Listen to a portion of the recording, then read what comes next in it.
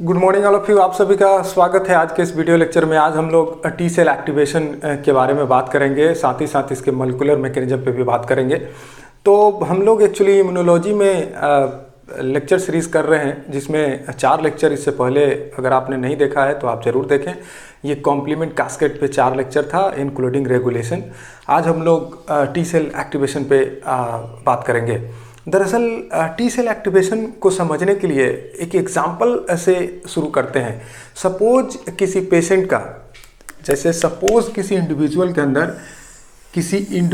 के अंदर bacteria inter कर गया, और बैक्टीरिया इंटर करने के बाद उसके अपर रेस्पिरेटरी लाइनिंग के साथ, म्यूकोजल लाइनिंग के साथ स्टिक कर गया।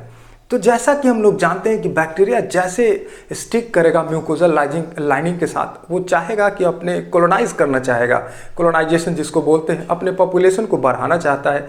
साथ ही साथ वो टॉक्सिन सब्सटेंस सिक्रीट करता है, और टॉक्सिन सब्सटेंस सिक्रीट करने के बाद एक्यूट इन्फ्लामेशन होगा, लोकलाइज्ड एरिया के अंदर इन्फ्लामेशन होगा। उस इन्फ्लामेशन के रिस्पॉन्स में हमारा बॉडी एक्शन लेगा, और साथ ही साथ होगा क्या कि उस एरिया के अंदर वैसोडाइलेशन होगा।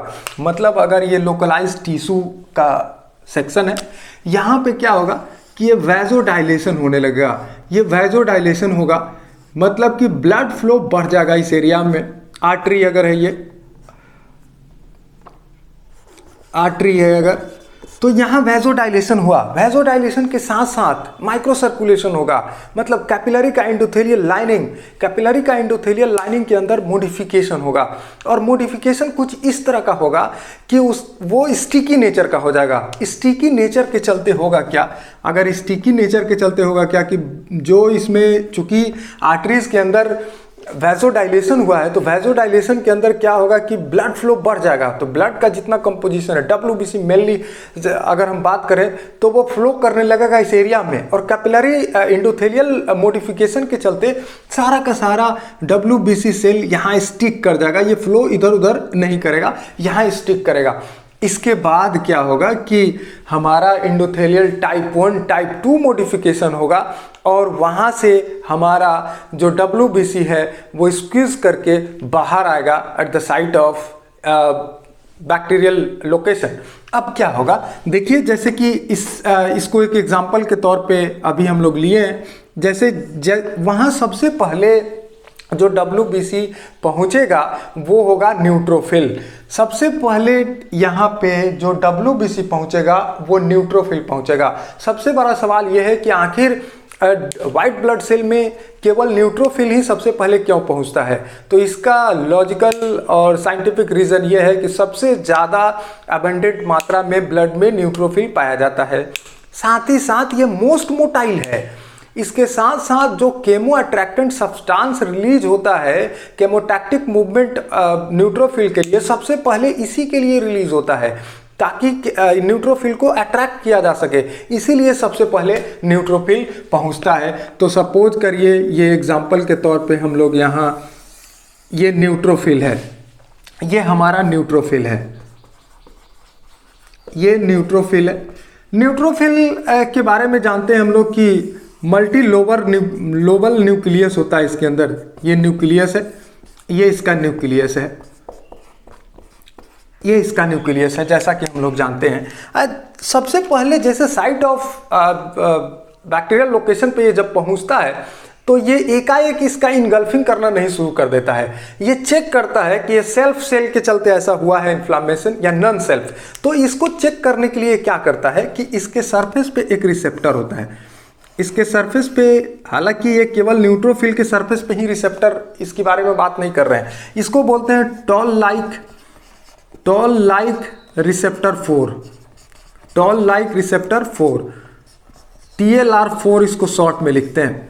इस पे रिसेप्टर है। साथ ही साथ मैक्रोफाजेस पे भी रिसेप्टर टॉल लाइक रिसेप्टर 4 होता है। साथ ही साथ डेंड्रेटिक सेल्स पे भी होता है। तो एक्चुअली बात कर रहे हैं हम लोग नॉन सेल्फ को इनिशियली ये कैसे रिकॉग्नाइज करता है। तो ये एक्चुअली इसके रिसेप्टर के थ्रू बैक्टीरियल सरफेस पे, पैथोजन पे पैम्प होता है, मॉलिक्यूलर पैटर्न होता है, जिसको बोलते हैं पैथोजन एसोसिएटेड मॉलिक्यूलर पैटर्न। मैंने जैसे कि अगर ये बैक्टीरिया है, ये बैक्टीरिया है, तो इसके सरफेस पे एक मार्कर होता है जिसको बोलते हैं पैम्प, pathogen associated molecular pattern, pathogen associated molecular pattern, molecular pattern. इसके थ्रू ये पैम्प अलग अलग तरह से, पैम्प का एग्जांपल हो सकता है, जैसे ग्राम नेगेटिव बैक्टीरिया की बात करें तो पैम्प इंडोटॉक्सिन, उसका जो एलपीएस होता है वो पैम्प की तरह है, उसको रिकॉग्नाइज करता है। ये सारा कंपोनेंट दरअसल हमारे अपने सेल में नहीं है, तो इसको डिफरेंशिएट करके ये न्यूट्रोफिल समझता है कि ये एक्चुअली नॉन सेल्फ है। अब ये प्रोसेसिंग शुरू करता है और ये एक्चुअली इसी का, जैसा कि यहाँ बता रहे थे, इसके पैम्प के साथ, यहाँ इसके सरफेस पे पैम्प है, पैम्प इसको रिकॉग्नाइज करके ये प्रोसेसिंग करना अब शुरू करता है ये न्यूट्रोफिल। इस प्रोसेसिंग के बारे में आपको पता है कि जैसे ये यहाँ पे, अगर यहाँ से शुरू करें, ये बैक्टीरिया था, ये बैक्टीरिया को अंदर लेता है और जिस स्ट्रक्चर के अंदर लेता है उसको बोलते हैं फैगोजोम्स। ये फैगोजोम्स, और फैगोजोम्स एक्चुअली इसके अंदर जो लाइजोजोम्स है उसके साथ फ्यूज करता है। मतलब अगर स्ट्रक्चर कुछ ऐसा बना दे तो ये हो गया, इसको बोलते हैं फैगोलाइजोजोम्स। ये फैगोलाइजोजोम्स हुआ और इसके अंदर ही बैक्टीरिया है, ट्रैप्ड है। अब इसको क्या करता है कि ये फ्रेगमेंटाइज कर देता है, अंदर बैक्टीरिया का फ्रेगमेंटाइजेशन हो जाएगा। जैसा कि हम लोग जानते हैं कि बैक्टीरियल सरफेस पे एंटीजन है, एंटीजन है, अलग अलग तरह का एंटीजन, अलग अलग शेप का एंटीजन एक बैक्टीरिया पे हो सकता है, मल्टी एंटीजेनिक होता है बैक्टीरिया। तो ये एक एंटीजन की बात कर रहे हैं। ये एंटीजन जैसे डिसइंटीग्रेट कर देगा ये न्यूट्रोफिल, ये फ्री चॉप अप करके छोड़ देता है। साथ ही साथ इसको लेके आता है ये चॉप अप करने के बाद लिम्फ नोड के पास, लिम्फ नोड के पास ये पहुंचा देता है और यहाँ पे millions and millions of lymphocytes है जिसको ये दे के छोड़ देता है कि ये नेक्स्ट आपका काम है, आपको जो करना है इसके साथ कीजिए। लेकिन at the same time neutrophil जब आता है केमोटैक्टिक अट्रैक्शन के चलते, केमोटैक्टिक मूवमेंट होता है, केमो अट्रैक्टेंट जो रिलीज होता है, साथ ही साथ ये भी एक सिग्नल मॉलिक्यूल रिलीज करता है अपने फ्रेंड को बुलाने के लिए, जिसको हम लोग मैक्रोफाजेस बोलते हैं। तो मैक्रोफाजेस जिसके पीछे पीछे आता है, जैसे न्यूट्रोफिल अपना काम शुरू करता है मैक्रोफाजेस भी आता है। अब ये मैक्रोफाजेस इससे ज़्यादा एक्चुअली प्रोफेशनल है। जैसे मैक्रोफाजेस मोनोसाइट का मॉडिफिकेशन है, मैक्रोफाज एक्चुअली बोलते हैं मोनोसाइट को, उसी तरह से न्यूट्रोफिल को हम लोग बोलते हैं माइक्रोफाज। माइक्रो छोटा, मैक्रो बड़ा, दोनों का काम सेम ही है, लेकिन मैक्रोफाज थोड़ा सा ज़्यादा फॉर्मल और प्रोफेशनल है। कैसे, इसके बारे में बात करते हैं। जैसे ये सपोज करो कि ये मैक्रोफाज है, ये मैक्रोफाज है। मैक्रोफाज भी फैगोसाइटोसिस करता है, लेकिन वो फैगोसाइटोसिस और फ्रेगमेंटाइजेशन बैक्टीरिया को तोड़ने के साथ साथ एक और काम करता है, वो बैक्टीरिया को प्रेजेंट करता है, उसके एंटीजन को प्रेजेंट करता है, अपने प्रेजेंट करता ही नहीं है, प्रेजेंट करके एंटीजन को अपने सरफेस पे लेके साथ में लिम्फ नोड के पास जाता है और पर्सनली हर एक टी सेल को दिखाता है कि hey see this I have processed antigen. तो जबकि न्यूट्रोफिल क्या करता है कि न्यूट्रोफिल केवल फ्रेगमेंट चॉप अप कर दिया बैक्टीरिया को एंटीजन फ्री करके और लिम्फ नोड के पास ले जाके छोड़ दिया, लेकिन ऐसा नहीं करता। इसलिए इसको बोलते हैं it's a highly sophisticated and professional है, हाई प्रोफेशनल और फॉर्मल है। ये क्या करता है, उसी तरह से ये क्या करता है कि ये बैक्टीरिया को अंदर लिया, इंडोसाइटोसिस हुआ, साथ ही साथ ये फैगोजोम्स है, ये फैगोजोम और ये लाइजोजोम इसके साथ फ्यूज किया, ये लाइजोजोम, और ये फ्रेगमेंटाइज कर दिया, फ्री कर दिया एंटीजन को। साथ ही साथ मीनवाइल जब ये चॉप अप करता है, एक और अपने क्रोमोजोम नंबर 6 में अगर ये बात करें तो देखिए यहाँ एक इसका जेनेटिक मटेरियल है, इसमें ये क्रोमोजोम नंबर 6 है, ये क्रोमोजोम नंबर 6, ये क्रोमोजोम नंबर 6 के शॉर्टर आर्म पे कुछ जीन का पैचेज है, ये जीन सेगमेंट है, जीन सेगमेंट है। ये सेगमेंट बेसिकली क्रोमोसोम नंबर 6 के शॉर्ट आर्म पे ये सेगमेंट ऑफ जीन को ये एक्सप्रेस कराता है, और इसके एक्सप्रेशन से क्या होगा कि प्रोटीन बनेगा। और प्रोटीन बेसिकली इस सेगमेंट का पिक्युलियर कैरेक्टरिस्टिक्स ये है कि इस जीन के अंदर सफलिंग होते रहता है, कंटिन्यूअस सफलिंग है।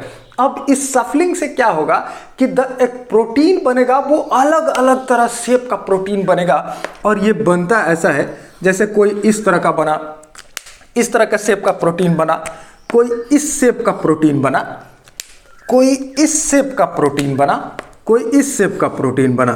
ये अलग अलग तरह का प्रोटीन ये बनाता है। ये बेसिकली प्रोटीन रिसेप्टर है, ये रिसेप्टर है, और इस रिसेप्टर के लिए एक नाम है MHC2, major histocompatibility class 2 molecule. अब ये सीक्रेट जैसे देखिए ये करता क्या है, इसके बाद ये क्या इसका ये इतना नंबर में सिंथेसाइज करता है, इसका नंबर इतना होता है ताकि बाय लक और बाय चांस कोई ना कोई जो एंटीजन फ्री एंटीजन यहाँ फ्रेगमेंटाइज हुआ है ये कहीं ना कहीं फिट कर दे। इतना संख्या में ये बना लेता है कि चांस प्रोबेबिलिटी रहता ही है कि इसमें से कोई ना कोई एंटीजन, मान लिया कि इस एंटीजन का शेप यह है, इसके साथ आके फिट करना ही करना है। और ये जैसे फिट कर जाता है ये अपने सेल पे, अपने सेल सरफेस पे इसको प्रेजेंट करता है। और इसीलिए अब इस मैक्रोफेजेज को या डेंड्रेटिक सेल को या बी सेल को हम लोग एक नाम देते हैं। इस नाम को हम लोग बोलते हैं APC cell, antigen presenting cell.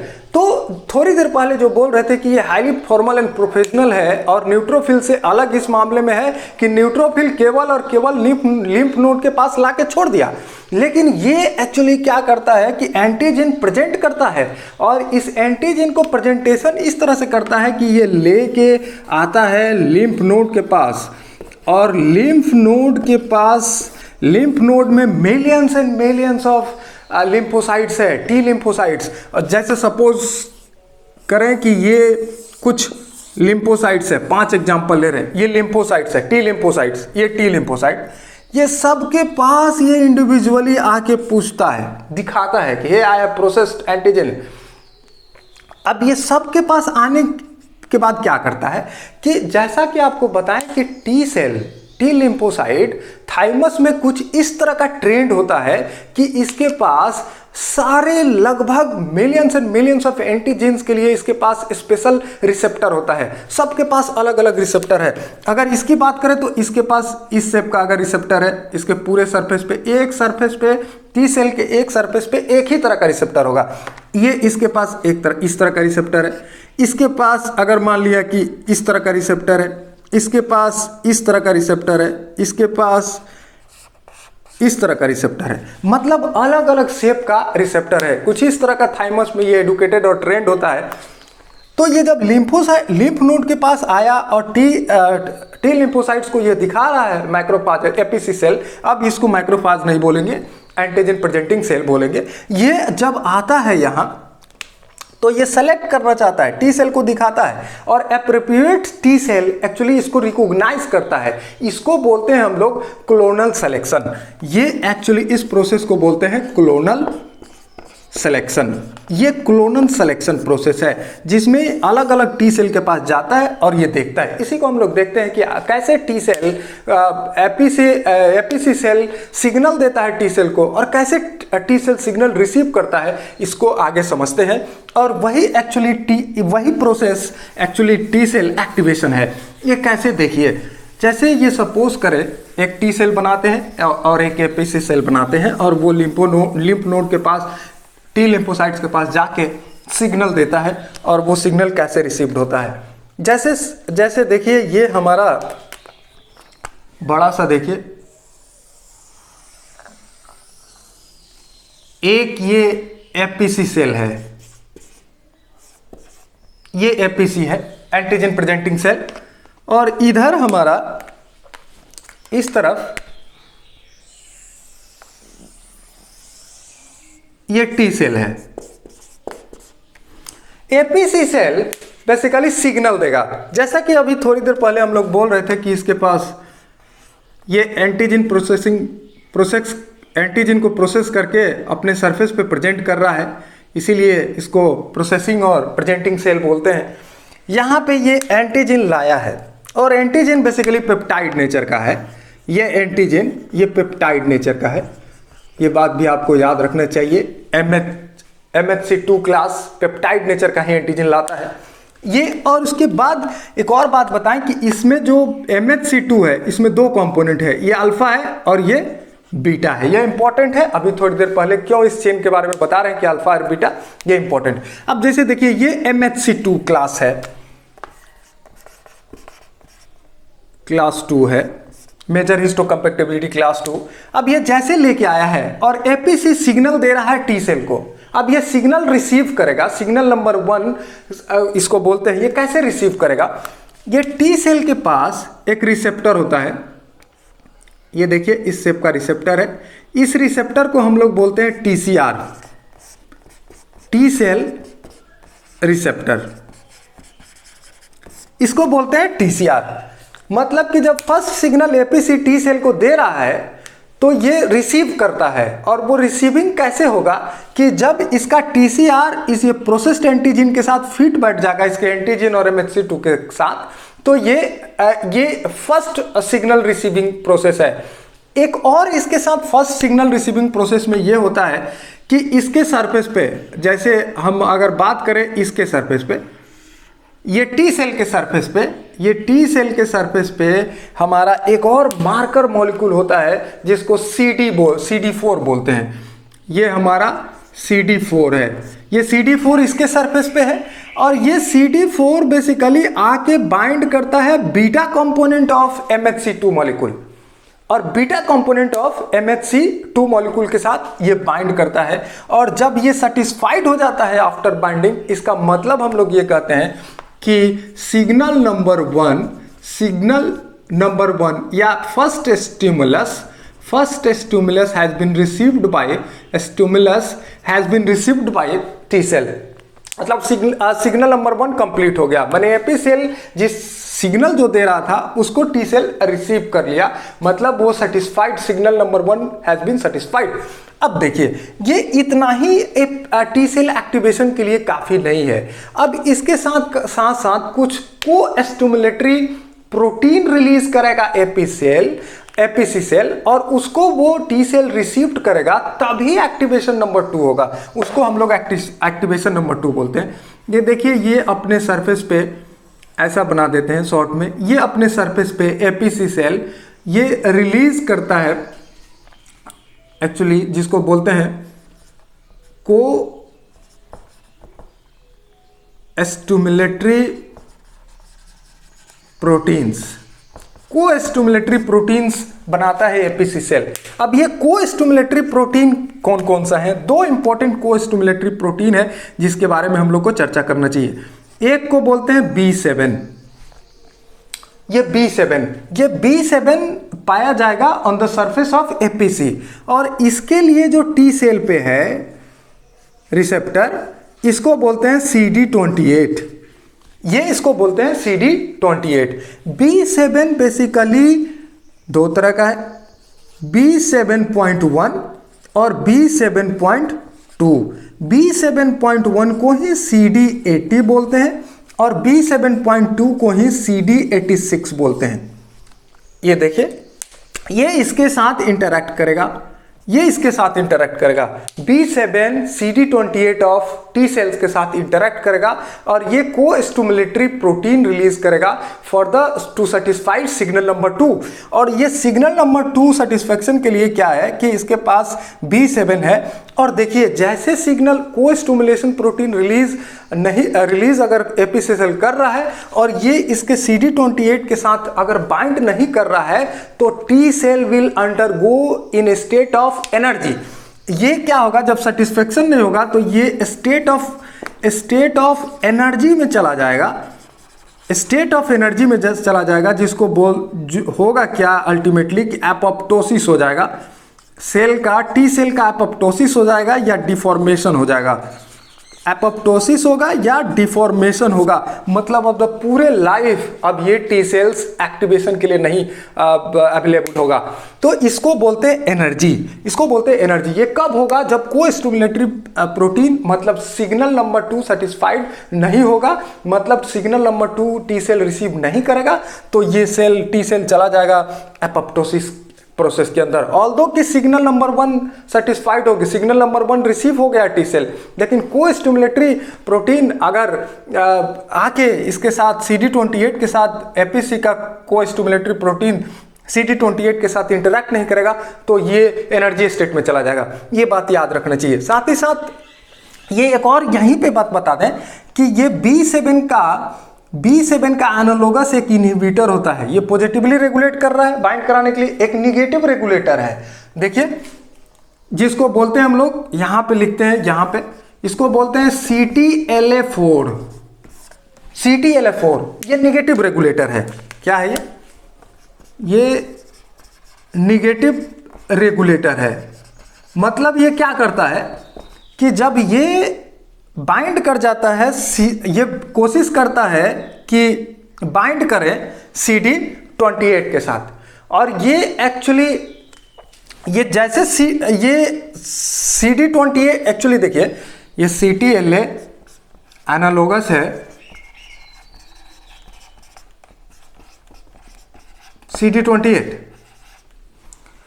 ये सॉरी ये CD86 एक्चुअली B7 बोलते हैं, लेकिन CD ये बाइंड करना चाहता है C28 के साथ, और जब ये बाइंड करता है तो ये टी सेल एक्टिवेशन को ब्लॉक करता है। ये बात याद रखना चाहिए। दूसरा को स्टिमुलेटरी प्रोटीन, एक और इंपॉर्टेंट को स्टिमुलेटरी प्रोटीन है जिसके बारे में आपको बताना चाहते हैं, इसको बोलते हैं CD40, और इसके सरफेस पे है CD40L। ये CD40 एपीसी सेल पे है और CD40L टी सेल पे है। अब ये को स्टिमुलेटरी प्रोटीन जब ये दोनों रिलीज हो गया, दोनों सेटिस्फाइड हो गया, मैंने सिग्नल नंबर 2 रिसीव हो गया टी सेल्स के पास, टी सेल रिसीव कर लिया, तो इसको बोलते हैं activation of T cell. Complete T cell activate हो गया। अब एपीसी सेल का कोई रोल नहीं है for the activation of C cell. जितना एपीसी सेल का काम था एंटीजन प्रेजेंटिंग सेल का, वो अपना काम कर चुका है और टी सेल एक्टिवेशन हो चुका। लेकिन मीनवाइल जब सिग्नल 2 रिसीव्ड करता है टी सेल, तो एक और प्रोसेसिंग होता है, उसके बारे में अभी बात करते हैं।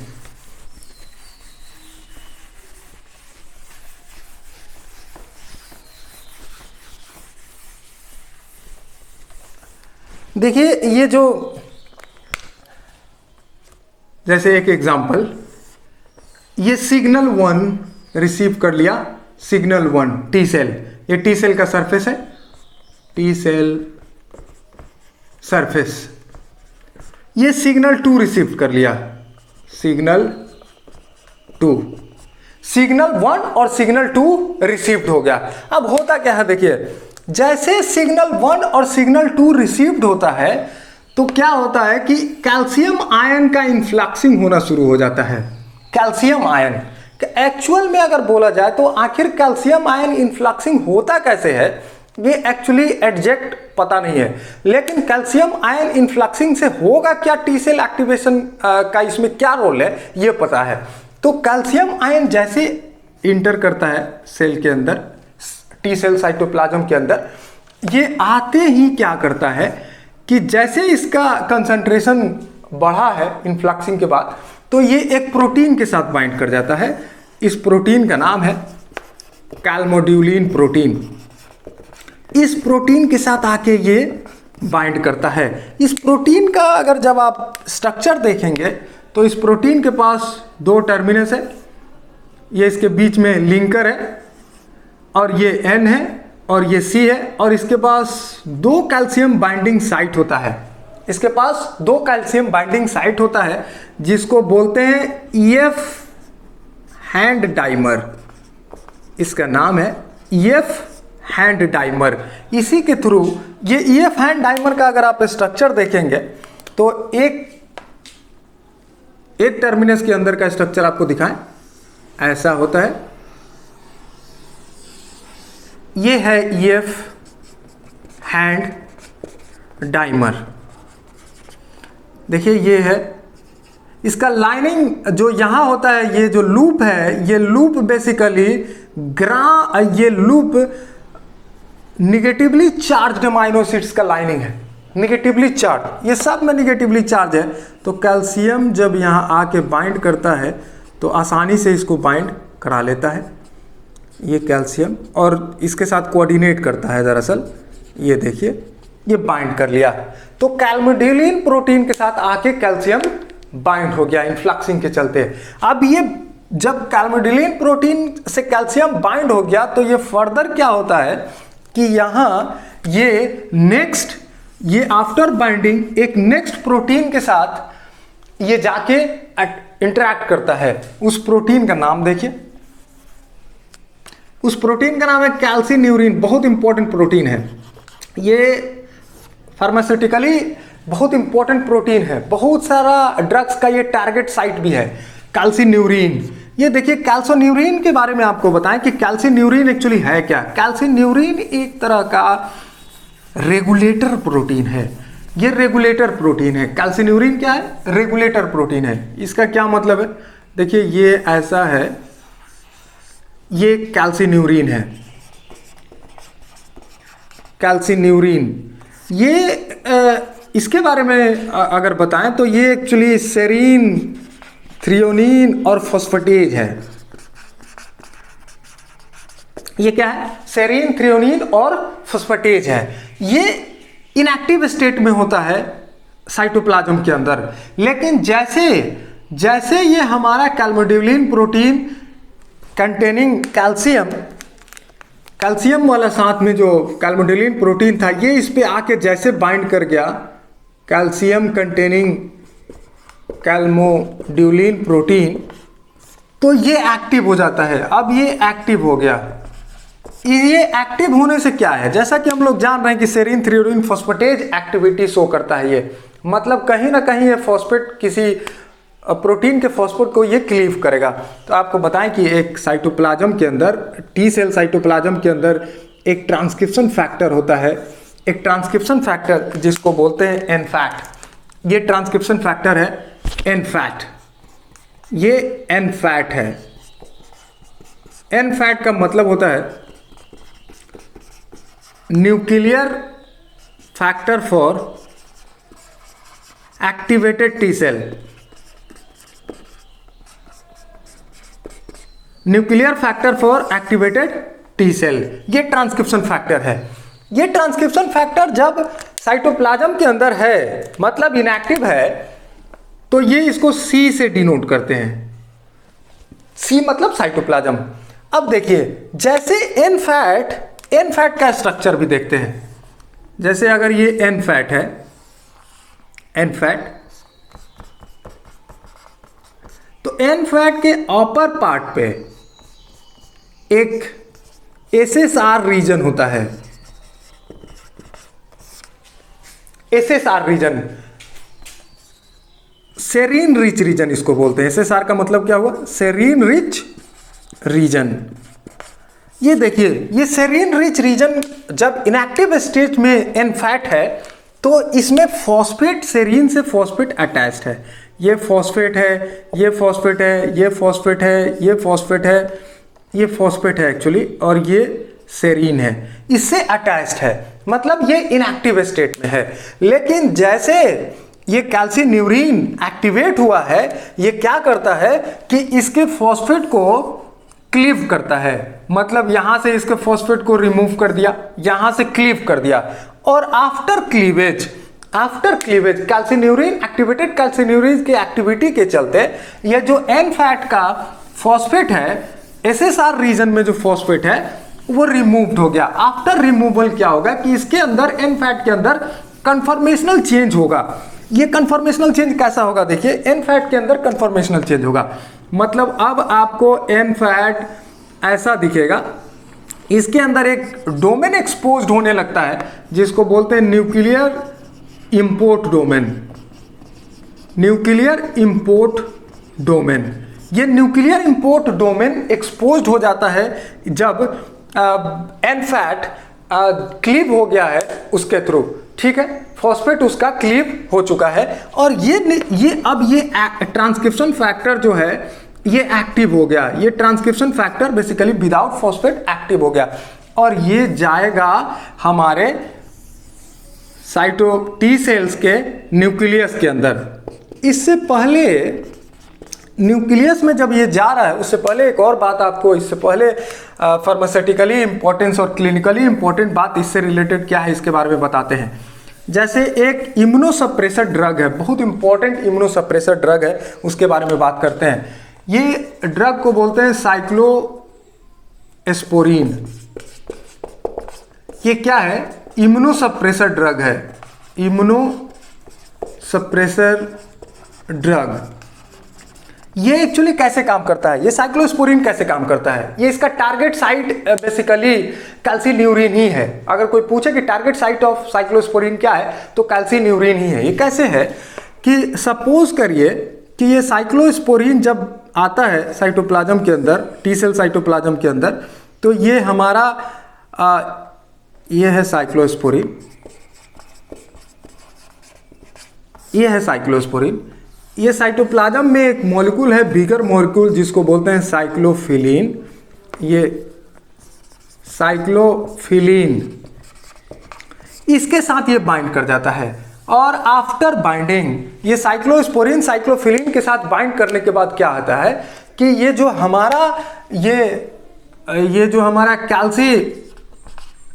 कैल्सिन्यूरिन है, एक्टिवेटेड कैल्सिन्यूरिन, बेसिकली एक्टिवेटेड कैल्सिन्यूरिन है, इस पे ये एक्ट करता है, और इस पे एक्ट करके क्या करेगा कि इसके एक्टिविटी को ब्लॉक करेगा। और कैल्सिन्यूरिन एक्चुअली क्या करता था आप जानते हैं, और जब इसको ब्लॉक कर दिया जाएगा तो ऑल्दो की concentrate inflection of calcium inside T cell cytoplasm is high, लेकिन कैल्सिन्यूरिन की एक्टिविटी को जब हम ब्लॉक कर दिए हैं तो ये जो एनफैट ट्रांसक्रिप्शन फैक्टर है उसके फॉस्फेट को, एसएसआर रीजन पे जो फॉस्फेट है उसको क्लीव नहीं कर पा रहा है, और अनलेस एंड अनटिल उसका फॉस्फेट क्लीव नहीं होगा ये ट्रांसक्रिप्शन फैक्टर एक्टिवेट नहीं होगा और जीन के डिफरेंशियल एक्सप्रेशन नहीं करा पाएगा।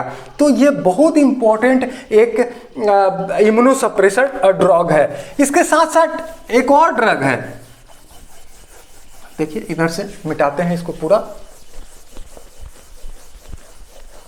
एक और ड्रग है टैक्रोलाइनस, एक और इम्यूनोसप्रेसर ड्रग है टैक्रोलाइनस। ये भी ड्रग है, इसका भी टारगेट साइट हमारा कैल्सिन्यूरिन ही है, इसका भी टारगेट साइट हमारा कैल्सिन्यूरिन ही है। एक्चुअली जब टी सेल्स में FKB12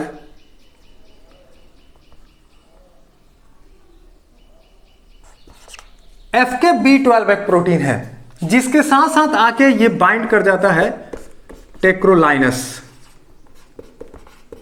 ये टेक्रोलाइनस इसके साथ आके बाइंड करता है, और ये जब बाइंड करता है तो ये एक्टिवेटेड फॉर्म में है और ये ब्लॉक करता है कैल्सिन्यूरिन एक्टिविटी को। तो ये दो इंपॉर्टेंट टेक्रोलाइनस और इम्यूनोसप्रेसर ड्रग है जिसके बारे में हम लोग को जानना चाहिए, साइक्लोपोरिन्स और टेक्रोलाइनस, ये बहुत इंपॉर्टेंट है। अब देखिए क्या स्टोरी क्या था कि ये हमारा ट्रांसक्रिप्शन फैक्टर कहाँ इंटर कर गया है।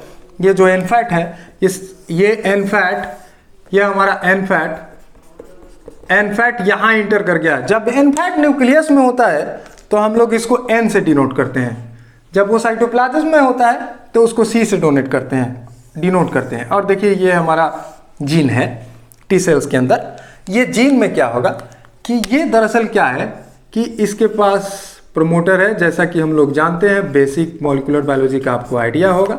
इस प्रोमोटर पे आके ट्रांसक्रिप्शन फैक्टर पहले लगता है, उसके बाद RNA पॉलीमरेज लगता है और पॉलीमराइजेशन होता है जिसको ट्रांसक्रिप्शन बोलते हैं, ये आप जानते हैं। तो एनफैक्ट ट्रांसक्रिप्शन फैक्टर इस पे लगेगा, लेकिन इनफैक्ट डायरेक्टली नहीं लगता। ये एनफैट से पहले क्या होता है कि कुछ पहले से ट्रांसक्रिप्शन फैक्टर इसके पास होता है, जैसे सीफॉस, साथ ही साथ सीजन। मतलब ये हुआ कि ये जो हमारा सीफॉस है और यहाँ पे सीजन है, सीफॉस और सीजन, इसके साथ ये हेटेरोट्राइमर बनाएगा। मतलब कि यहाँ पे एन फैट एन, यहाँ पे ये ट्राइमर बना दिया, ये ट्राइमर। अब ये ट्राइमर दरअसल प्रोमोटर पे आके बाइंड कर सकता है और डिफरेंशियल जीन एक्सप्रेशन करा सकता है। अब ये इसका एक्सप्रेशन से क्या होगा, जैसे ये प्रोमोटर पे जाके लगता है, कुछ प्रोटीन बनाना शुरू करता है, उस प्रोटीन को हम लोग बोलते हैं, बहुत इंपॉर्टेंट प्रोटीन है IL-2, साथ में IL-2 अल्फा रिसेप्टर, या उल्टा भी लिख सकते हैं IL-2R अल्फा रिसेप्टर। ये दो तरह का प्रोटीन इंपॉर्टेंट एक्सप्रेशन इसके इस ट्रांसक्रिप्शन फैक्टर और इस जीन के डिफरेंशियल एक्सप्रेशन के चलते ये दो इंपॉर्टेंट प्रोटीन IL-2 अल्फा बनेगा।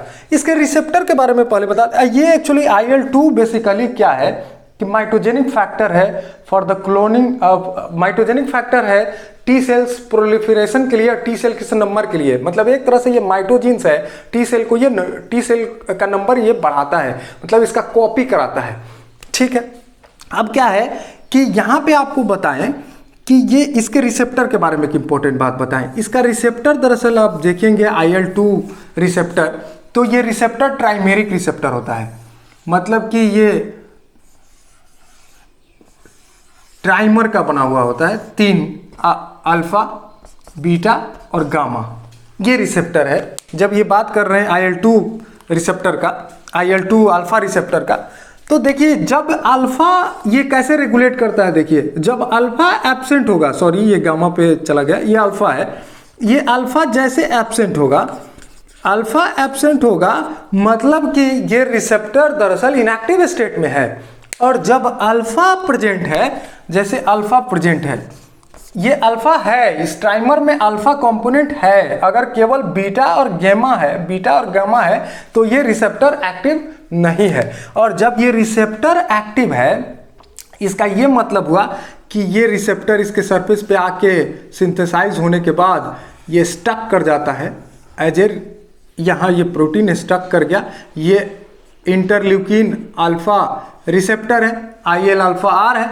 अब ये जो चूंकि बनाया है, इसके जीन एक्सप्रेशन से दो तरह का प्रोटीन बना है, एक रिसेप्टर बना है, एक लिगेंड बना है, और ये लिगेंड है IL-2। और ये जब बाइंड करता है तो इसके बाद देखिए ये एक सिग्नलिंग प्रोवाइड करता है जिसको बोलते हैं ऑटोक्राइन सिग्नलिंग। इसको क्या बोल रहे हैं, ऑटोक्राइन सिग्नलिंग। देखिए ऑटोक्राइन सिग्नलिंग है, और ये जैसे फिर से टी सेल्स के न्यूक्लियस के पास जाता है और बाकी अलग अलग तरह का जो माइटोजेंस एक्सप्रेस कराता है अलग अलग पाथवे के थ्रू। तो ये PLC फॉस्फोलाइपेज C पाथवे है, मैक पाथवे है, अर्क पाथवे है, इन सब पाथवे सेल सिग्नलिंग के थ्रू बहुत सारा माइटोजिन प्रोटीन बना के, और मेन पर्पस क्या है कि टी सेल का क्लोनल एक्सपेंशन होना, टी सेल्स का नंबर को बढ़ाना, तो ये होने लगता है। साथ ही साथ एक और इंपॉर्टेंट बात आपको बता दें कि जब इसको रेगुलेट इसी जगह पे कैसे, इस रिसेप्टर को ब्लॉक कैसे खुद का सेल कैसे करता है, बैसिलिसिमाब एक मोनोक्लोनल एंटीबॉडी है, बैसिलिसिमाब। देखिए बैसिलिसिमाब एक मोनोक्लोनल एंटीबॉडी है, मोनोक्लोनल एंटीबॉडी। ये एक्चुअली क्या करता है कि ये आके इसके रिसेप्टर पे बाइंड कर जाता है, इसके रिसेप्टर पे, ये इंटरल्यूकिन अल्फा के रिसेप्टर पे ये आके ये मोनोक्लोनल एंटीबॉडी जब बाइंड कर गया तो ये रिसेप्टर इनएक्टिव हो जाता है।